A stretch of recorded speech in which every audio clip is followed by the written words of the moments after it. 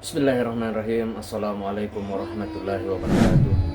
Sahabat yang beriman dimanapun berada, semoga kita selalu dalam lindungan Allah Subhanahu wa ta'ala.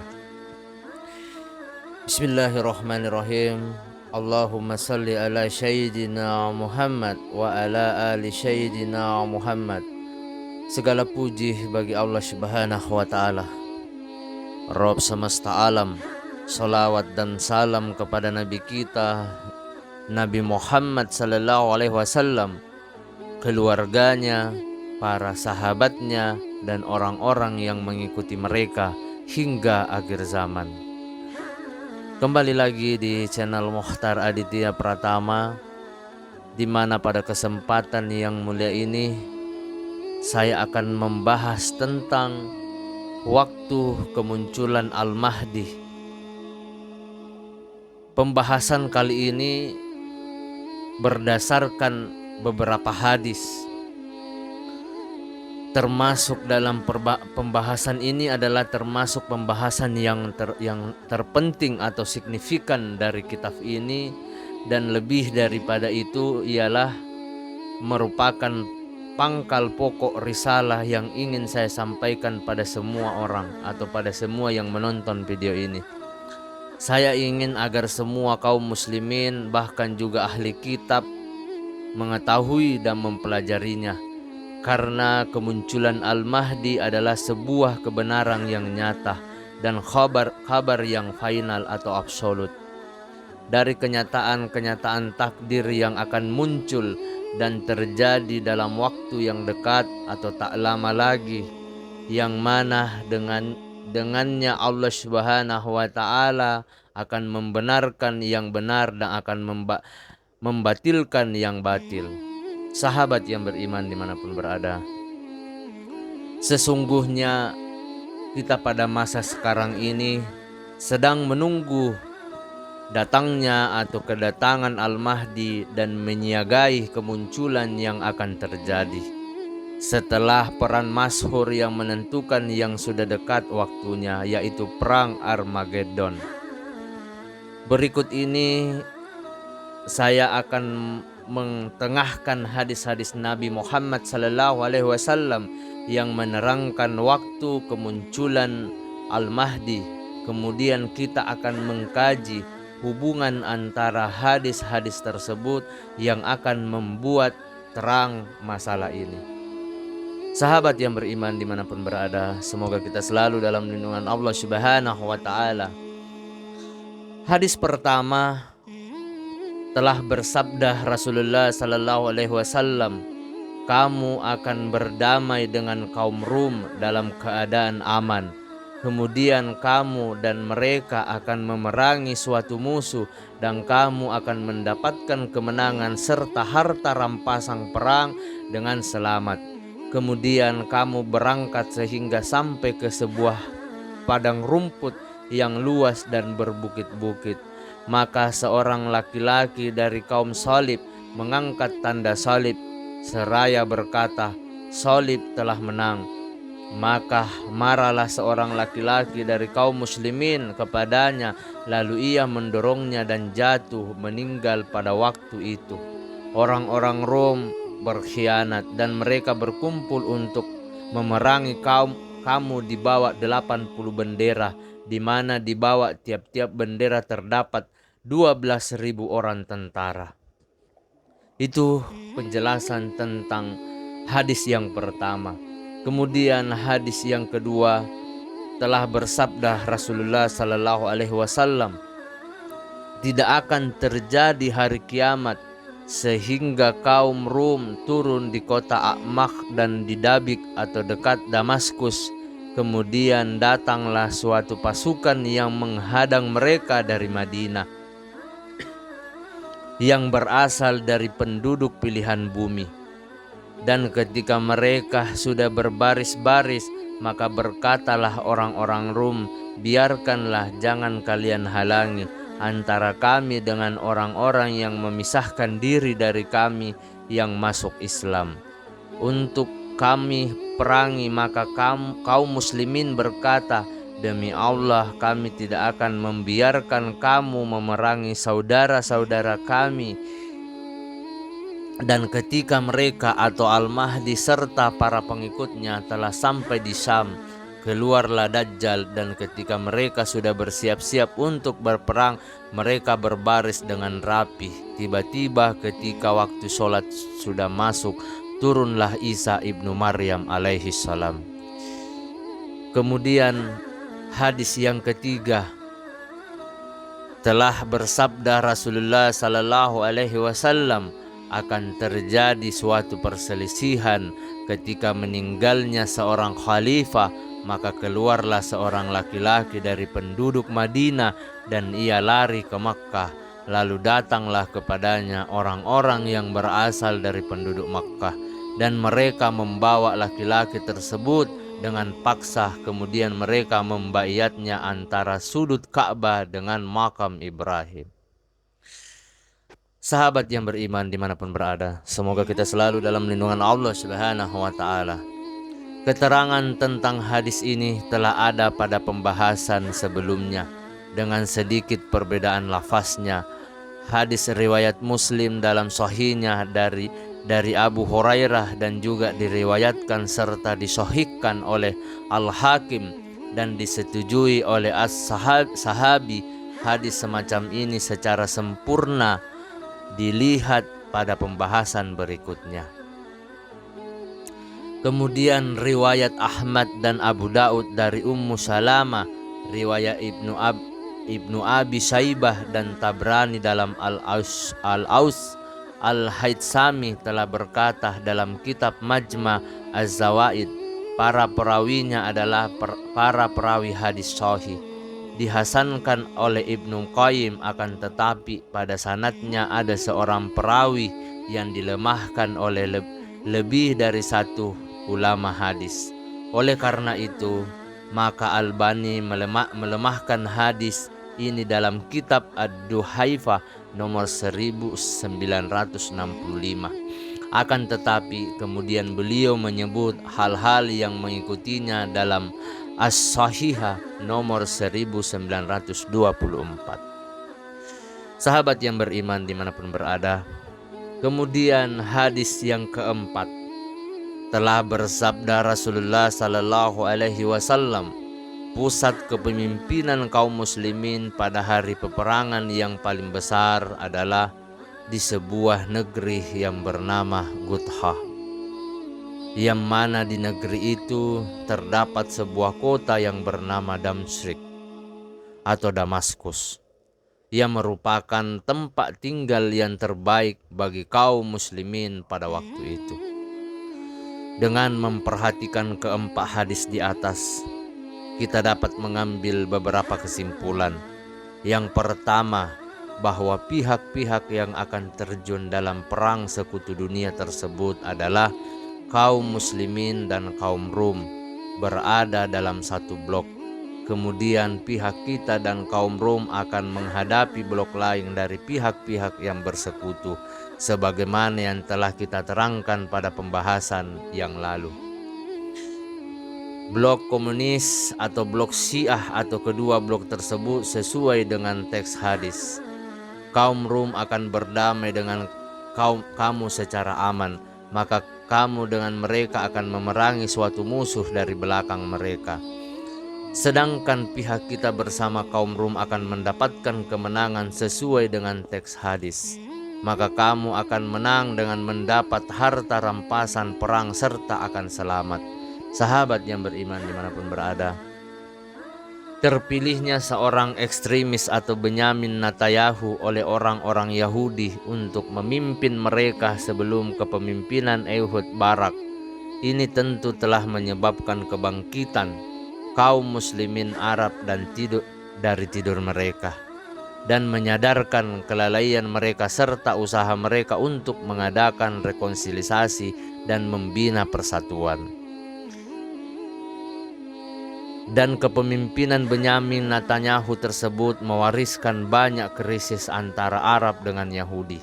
Sementara kita tidak tahu apakah Ehud Barak benar-benar punya kebijaksanaan yang berbeda dengan Netanyahu.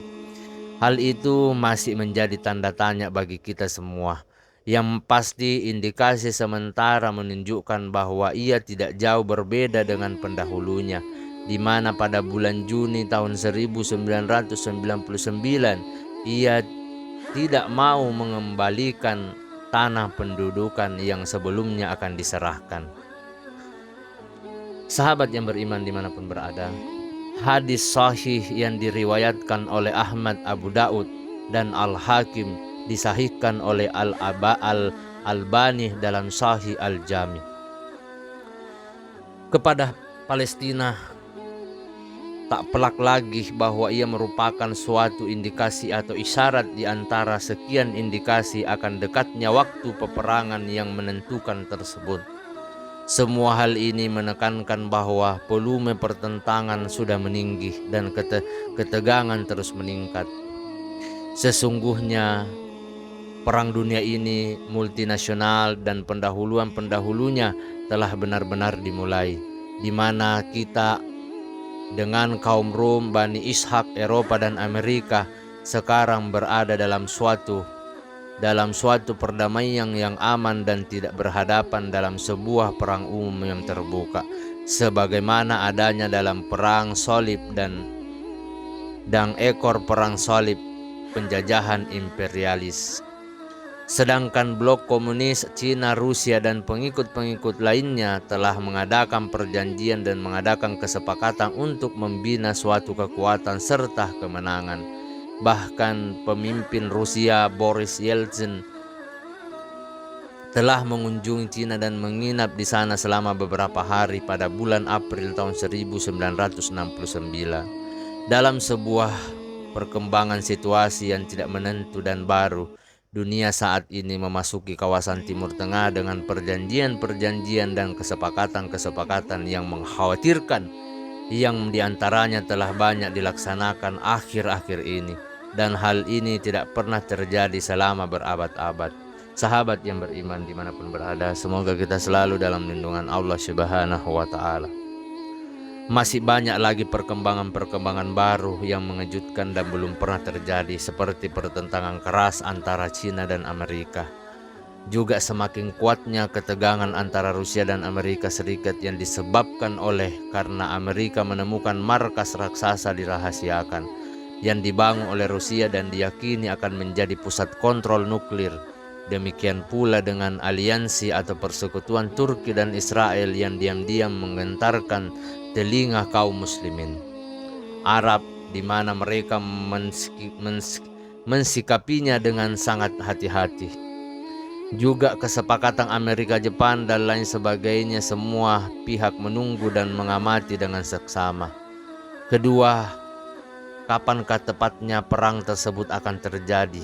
Jawabannya hanya Allah Subhanahu wa Ta'ala yang lebih mengetahui.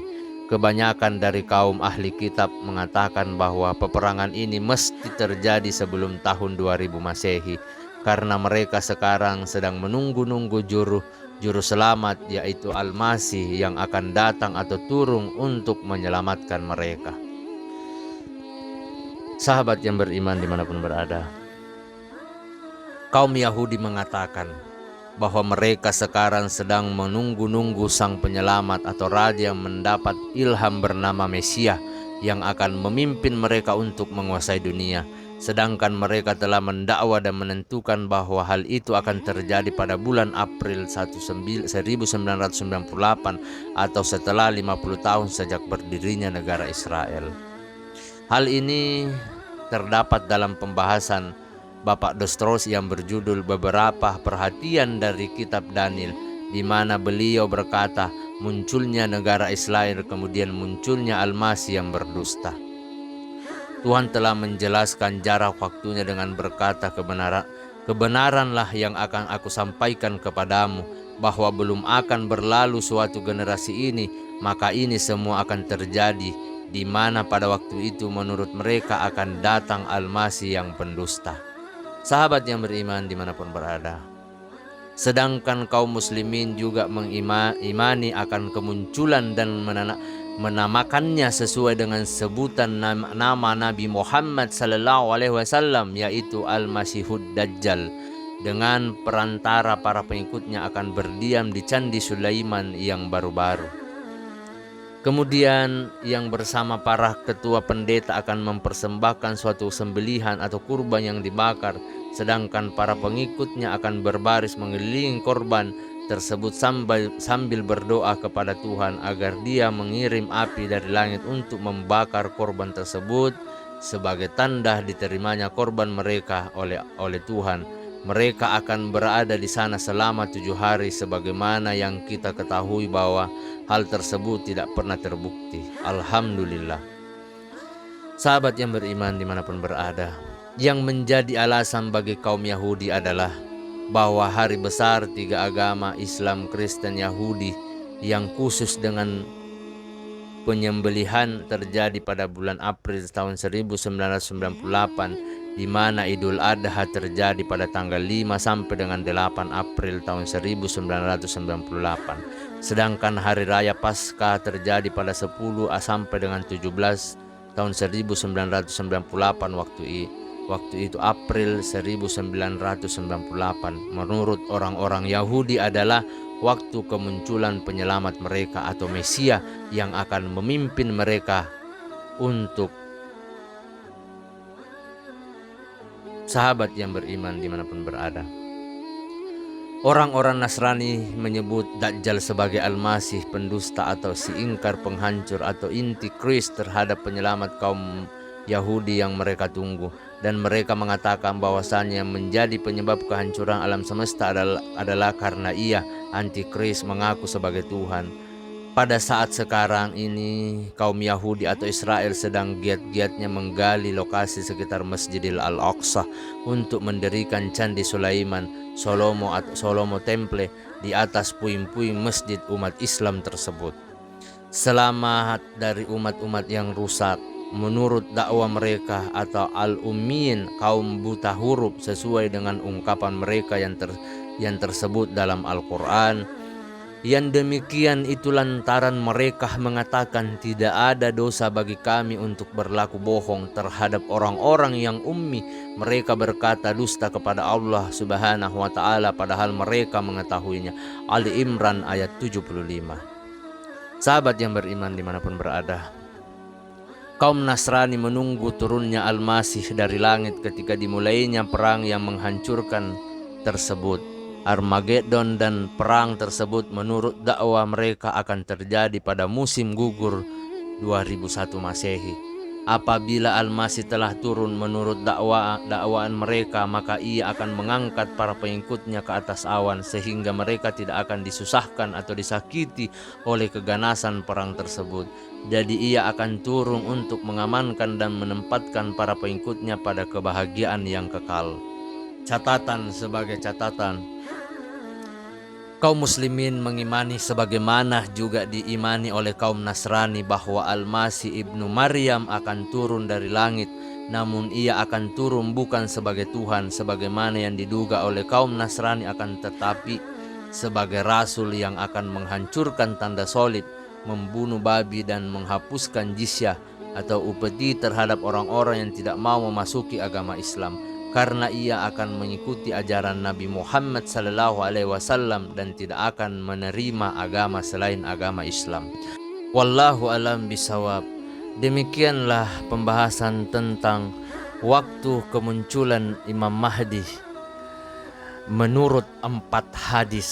Semoga apa yang saya sampaikan pada kesempatan yang mulia ini bisa bermanfaat untuk kita semua, terutama untuk saya pribadi.